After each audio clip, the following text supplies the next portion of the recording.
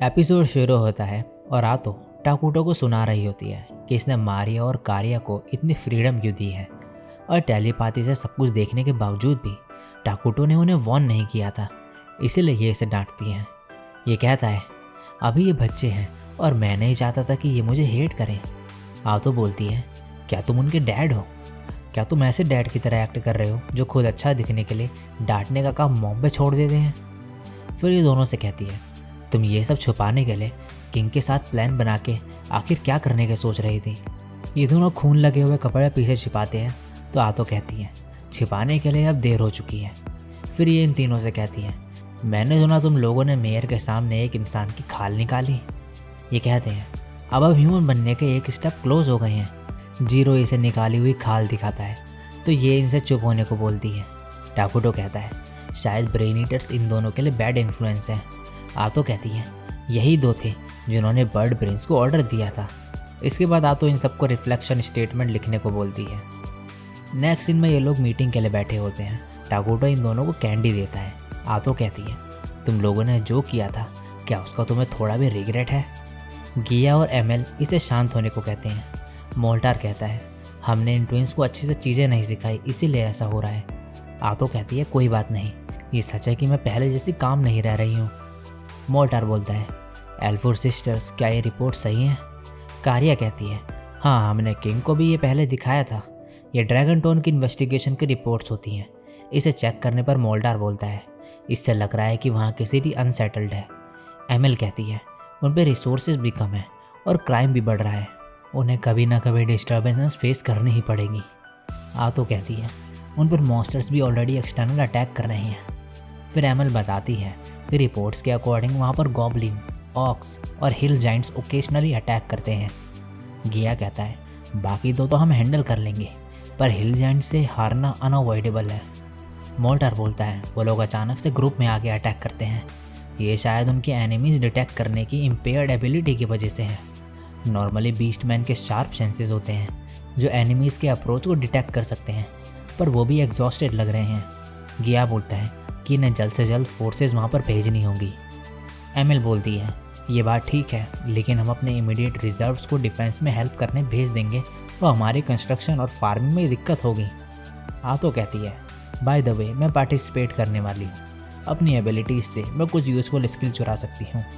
टाकुटो कहता है हाँ ये तुम्हारी स्ट्रेंथ बढ़ाने का सही मौका है। मोल्टार भी इसकी हेल्प के लिए साथ जाने की बात करता है और कहता है मैं अपने साथियों को भी लेकर आऊँगा, वो अपने मैजिक से गॉबलिन्स को ईजीली हरा सकते हैं। गिया बोलता है तब तक हमारे वॉरियर्स नेशनल डिफेंस पर फोकस करेंगे।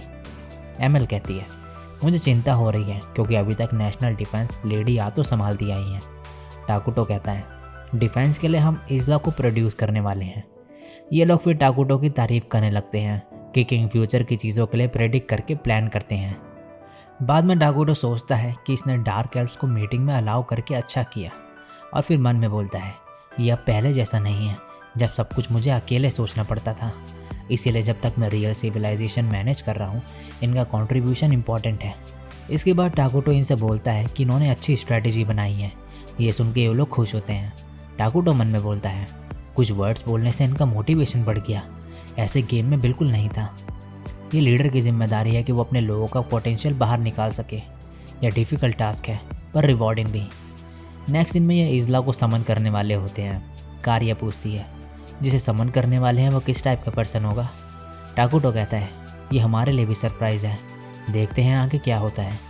इसके बाद ये आतो से टेलीपाथी के थ्रू बात करता है। ये पूछता है आतो तुम्हें क्या लगता है इज़ला का क्या होगा? ये कहती है हम पहली बार हीरो समन कर रहे हैं तो मैं भी अभी प्रेडिक्ट नहीं कर सकती, लेकिन अगर वो आपके अगेंस्ट रिवॉल्ट करेगी तो मैं अपनी जान दे के आपको प्रोटेक्ट करने के लिए रेडी हूँ। टाकुटो बोलता है मैं तुम्हारी वजह से ये सब फेस कर पा रहा हूँ, लेकिन मैं अगर तुम्हें खो दूंगा तो रीसमन नहीं कर पाऊंगा, इसीलिए प्लीज़ खुद को सेक्रीफाइस मत करना। टाकुटो फिर इज़ला को समन करने लगता है। ये शेल ब्रेक होने पे इससे इज़ला बाहर निकलती है और कहती है ग्रेट एंड ऑलमाइटी किंग, आपने मुझे यहाँ पर बुलाया, ये मेरे लिए ऑनर की बात है। मैं इज़ला हूँ जो बग्स को रूल करती हैं, मुझे आपको सर्व करने का मौका मिल रहा है, मैं बहुत खुश हूँ। सिस्टम मैसेज आता है कि इज़ला को प्रोड्यूस कर लिया गया है। टाकुटो कहता है इज़ला क्या तुमने मुझे पहचाना? ये इसे देखती है और याद आने पर कहती है ऑफ कोर्स मुझे आप याद है टाकुटो हीरा। आतो पूछती है, इज़ला क्या तुम सच में सर्व करना चाहती हो इन्हें? इज़ला कहती है, ओह सिली लिटिल आतो, ऐसे टफ एक्ट करते हुए तुम कितनी क्यूट लग रही हो। ऑफ कोर्स मैं सर्व करना चाहती हूँ। मुझे किंग टाकुटो के साथ बिताए हुए दिन आज भी याद हैं। यही थे जिन्होंने पूरी तरह मेरी पावर बाहर निकाली थी, और तुम हमेशा से किंग टाकुटो की फेवरेट रही हो लिटिल आतो। ये इससे ऐसे करने से मना करती है। इसके बाद इज़ला टाकुटो से सिचुएशन एक्सप्लेन करने को कहती है। सब कुछ बताने के बाद टाकुटो बोलता है कि सब ये आतो की हेल्प से संभाल पा रहा है। तो आतो कहती है, आप मेरे साथ हैं इसलिए मैं ये कर पा रही हूँ, वरना मैं अकेले होती तो अब तक सुसाइड कर लेती। इज़ला इन्हें देख के कहती है, मुझे ये सब नहीं देखना चाहिए। फिर ये बोलती है कि ये इस नेशन को बचाएगी। इसके बाद ये अटैक हीरो को ड्रैगन टाउन भेजने की बात करते हैं। तो आतो कहती है, मुझे जाना होगा लेकिन मैं तुम्हें मिस करूँगी। ये कहता है, मैं भी तुम्हें मिस करूँगा आतो, मुझे चिंता हो रही है और पता नहीं मैं तुम्हारे बिना डार्क एल्फ से बात कैसे कर पाऊँगा। आतो कहती है, हम जब से इस वर्ल्ड में आए हैं साथ रहे हैं, लेकिन अब हमें सेपरेट होना पड़ेगा। फिर ये इसे हक करती है। इज़ला आँख बंद कर लेती है। नेक्स्ट सीन में ये अब यहाँ से जा रही होती है। इसके जाने के बाद इज़ला कहती है, अब मुझे अपने काम पे लग जाना चाहिए ताकि आप ये नए गेम एंजॉय कर सके किंग हीरा टाकुटो। सीन शिफ्ट होता है। टाकुटो सो रहा होता है। इज़ला बोलती है, मुझे यकीन नहीं हो रहा ये अभी तक सो रहे हैं। कारिया और मारिया इसे बताते हैं कि टाकुटो दिन तक सोते रहता है और कभी आतो या फिर ये दोनों इसे उठाते हैं। इज़ला टाकुटो से उठने को बोलती है और कहती है, आप माइनोग्रा के किंग हैं, आपके लोग क्या सोचेंगे अगर उन्हें यह पता चलेगा। अब से आप रोज़ सुबह उठना। ये कहता है, ठीक है मैं अपना बेस्ट दूंगा। कारिया कहती है, आप आतो से अलग हैं, किंग जो चाहे वो इन्हें करने देती हैं। इज़ला कहती है, इससे मुझे कुछ याद आया। फिर यह टाकुटो से इन दोनों को अपने साथ ले जाने की परमिशन मांगती है क्योंकि इसे माइनोग्रा सही से देखना होता है। ये इसे अलाउ कर देता है। इज़ला फिर इससे कहती है, मास्टर आपके अप्रूवल के लिए लोग आने वाले होंगे तो ध्यान देना। फिर ये इन दोनों के साथ चले जाती है। तभी एमएल यहाँ पर आती है और इसे लेबर के बारे में रिवाइज्ड असाइनमेंट देखने को बोलती है। टाकुटो सोचता है, ये पहली बार है जब मैं आतो के बिना किसी से बात कर रहा हूँ। एमएल कहती है, क्या इसमें कोई कमी है? ये कहता है, नहीं तुमने अच्छा काम किया है, लेकिन नेक्स्ट वीक से जितने लोगों को गैदरिंग के लिए असाइन किया है वो काम कर देना। इसके बाद यहाँ पर गिया आता है। टाकुटो सोचता है, ये थकाने वाला काम है लेकिन मैं अपना बेस्ट दूंगा। नेक्स्ट सीन में ये दोनों इज़ला को जगह दिखा रहे होते हैं। तभी ये एमएल को भागते हुए देखते हैं। तो इज़ला कहती है, तुम बहुत बिजी लग रही हो, क्या तुम ठीक हो?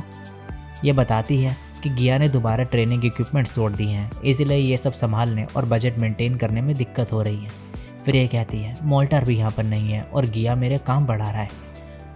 इज़ला इसके सर पे हाथ रखती है और बोलती है, मैं तुम्हारे हेड वॉरियर को बाद में डांटूंगी। एमएल थैंक्स कहती है और फिर इससे पूछती है, क्या मैं तुमसे अगली बिल्डिंग के लिए एडवाइस ले सकती हूँ? तो इज़ला मान जाती है। नेक्स्ट सीन में गिया इन सब के स्वॉर्ड तोड़ देता है और कहता है, क्या तुम लोग ऐसे किंग को बचा पाओगे? तभी इज़ला इससे बोलती है, इनको रिट्रेन करने से पहले तुम इक्विपमेंट्स के स्टॉक पे ध्यान दो। ये सॉरी बोलता है। तो ये इससे सर पे हाथ रखती है और बोलती है, तुम अभी भी बच्चे जैसे हो, अगर तुम्हें किंग को प्रोटेक्ट करना है तो तुम्हें शांत रहना भी सीखना होगा। ये कहता है, लेडी इज़ला प्लीज़ रुक जाइए, ऐसे आप मेरी अथॉरिटी हर्ट कर रही हैं। तभी कुछ आवाज़ आती है। इज़ला बोलती है, ये क्या था? मारिया कहती है, डिनर टाइम। नेक्स्ट दिन में ये सब खाने बैठे होते हैं। इज़ला के पूछने पर यह बताती है कि सब लोग डिस्ट्रीब्यूट करके इसीलिए खा रहे हैं ताकि अलग अलग बना के खाना वेस्ट ना हो।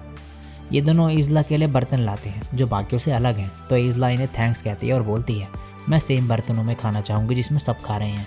ये लोग कहते हैं, लेकिन ये डिसरिस्पेक्टफुल होगा। इज़ला बोलती है, मुझे इस नेशन के डिफेंस हीरो होने के नाते प्रोटेक्ट करना है, और नेशन को प्रोटेक्ट करने का मतलब है नेशन के लोगों को प्रोटेक्ट करना। मैं अपनी ड्यूटी तभी पूरी कर पाऊंगी जब मैं हमारे लोगों के साथ सेम पर्सपेक्टिव और सेंटीमेंट शेयर करूं।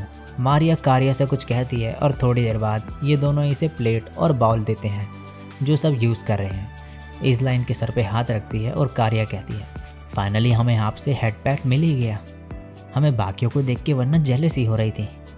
नेक्स्ट सीन में इज़ला बॉर्डर के डिफेंस के बारे में सोच रही होती है। तभी इसे रोने की आवाज़ आती है। तो ये अंदर जाके देखती है। यहाँ पर कारिया रो रही होती है क्योंकि इसे बुरा सपना आया होता है। मारिया कहती है, हमें मॉम के ड्रीम्स आते रहते हैं। कारिया बोलती है, हमें मूव ऑन करना चाहिए, लेकिन ड्रीम्स में इतने कंफर्टिंग सीन्स दिखते हैं कि हम ये सोच के उठते हैं कि अब ये सब जा चुका है और इससे हमें बहुत ही हर्ट होता है। इसलिए जब भी हम में से किसी एक को ड्रीम आता है तो दूसरा भी साथ में बैठ के जागता है।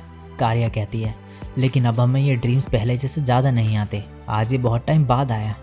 इज़ला बोलती है, मेरे पास एक आइडिया है, अब से मैं तुम दोनों के साथ सोऊंगी, और फिर इन्हें हक करती है। नेक्स्ट सीन में एमएल से डिस्कशन के बाद इज़ला टाकुटो से बोलती है, हमने नेक्स्ट बिल्डिंग के लिए लर्निंग इंस्टीट्यूट्स बनाने का सोचा है। टाकुटो बोलता है, ये बहुत अच्छा आइडिया है, इसके बाद हम लिविंग रीड्स बनाएंगे। इज़ला कहती है, फॉरेस्ट डार्क एल्फ्स के लिए एडवांटेज है और कर्स्ड लैंड इविल बींग्स के लिए, और मैं भी अब यहाँ पर हूँ तो कुछ टाइम तक हमें ज़्यादा दिक्कत नहीं होगी। स्क्रीन पे लार्वा ब्रीडर के बारे में इन्फो लिखी होती है कि जो लार्वा इज़ला पैदा करेगी वो लेवल अप ना कर पाने की वजह से सिर्फ नॉर्मल काम कर सकते हैं। टाकुटो कहता है, अभी हम कोई वॉर में नहीं है, इसलिए हमें अभी डिफेंस बढ़ाने की जल्दबाजी करने की ज़रूरत नहीं है। इसके बाद इज़ला इससे पूछती है कि आप तो कैसी हैं, तो ये बोलता है, लगता है आप तो अभी एक एंटरटेनिंग सिचुएशन में है। ये टेलीपैथी से देख रहा होता है यहाँ पे ये मॉन्स्टर्स आतो की तरफ आ रहे होते हैं और आतो स्माइल करती हैं। और इसी के साथ ये एपिसोड यहीं पे एंड हो जाता है।